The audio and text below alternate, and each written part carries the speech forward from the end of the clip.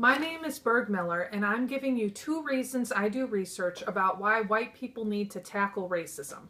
This talk might be uncomfortable, but isn't discomfort awesome when it makes your mind explode? I'll start with the principle of critical race theory.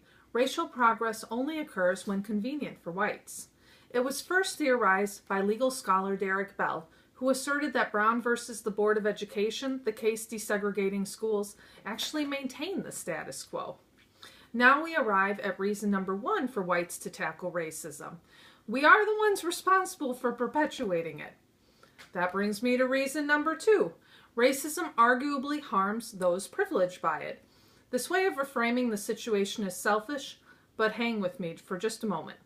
Needless to say, racism does irreparable damage to communities of color. But sadly, evidence about this has only gone so far. Caring about racism just to be nice is a slippery slope to the white savior complex. If white people find our own reasons for resistance, our efforts can become more sincere. To understand racism and not resist it undermines whites' integrity. This is a picture of a white woman saying, "Of course I know what systemic racism is. Hopefully I'm not her right now."